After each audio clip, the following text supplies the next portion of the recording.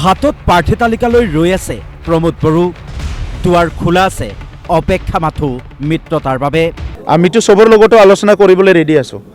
X Y Z এৰ পৰা জেডলৈকে যিমান ৰাজনীতি আছে অসমত ভাৰতত BTCত চবৰ লগতো আমি কথা পাতিবলৈ সাজু আছোঁ। ৰাইজৰ কাৰণে, সাংস্কৃতিৰ কাৰণে, ভাষাৰ কাৰণে, ধৰ্মৰ কাৰণে, জাতিৰ কাৰণে যিসকল কাম কৰিব আহিছে চবৰ লগতো আমি আলোচনা কৰিবলৈ সাজু আছোঁ। কিন্তু প্ৰশ্ন হ'ল, কাৰ সৈতে মিত্ৰতা কৰিব UPPLে?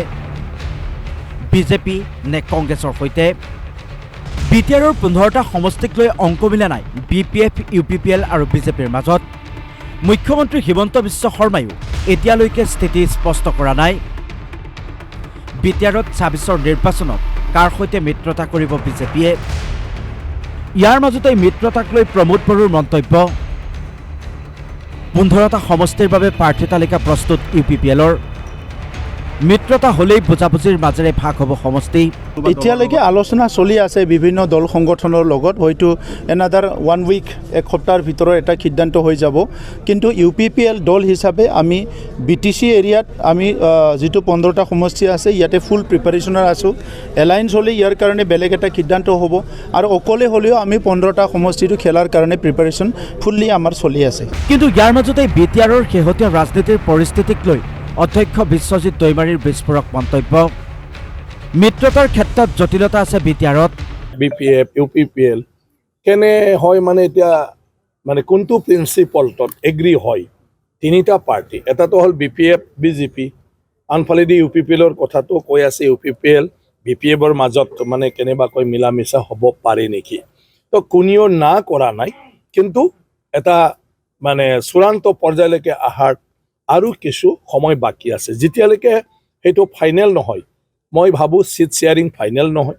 আৰু চিট শ্বেয়াৰিং ফাইনেল নহ'লে মানে কেণ্ডিডেটখিনিকো সিদ্ধান্ত লোৱাটো ফাইনেল নহয়। গতিকে আৰু 2 এদিন মানে সময় ল'ব।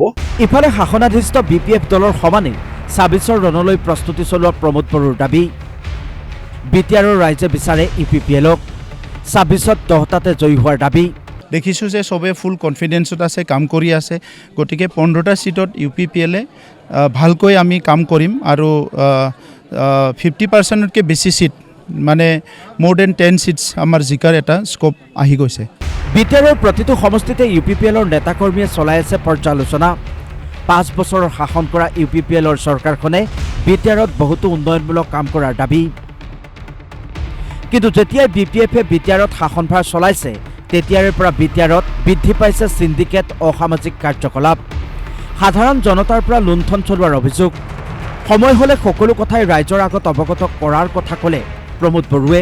আপোনালোকে চবে শ্ৰীৰামপুৰত যাওক, তদন্ত কৰক, কোনে চলাইছে গম পাব। এইটো মোৰ পৰা আপোনালোকে নামটো ওলাব চেষ্টা কৰিম। মই কম পিছত, মই ৰাইট অথৰিটি নহয় কোৱাৰ কাৰণে কম। মই বিৰোধী হিচাপে মই চব কাম ক'ব লাগে, অকল চিণ্ডিকেট নহয়। কি বড়োলেণ্ডত এতিয়া চলি আছে, জুৱা, মদ, ভাং, কি চলি আছে চব বস্তু মই ক'ব লাগিব। কি হ'ব BTRৰ ৰাজনীতিৰ পৰিৱেশ? 26ৰ নিৰ্বাচনত BTRৰ পৰা কোনে মাৰিব শেষ হাঁহি? প্ৰতিটো দলে সমানে প্ৰস্তুতি চলাই থাকিলেও কিন্তু BTRত মিত্ৰতাৰ প্ৰসংগক লৈ এতিয়াও মিলা নাই অংক। ওদালগুৰিৰ পৰা গুণজিৎ দাস আৰু তামোলপুৰৰ পৰা অভিজিৎ তালুকদাৰৰ ৰিপৰ্ট DY 365।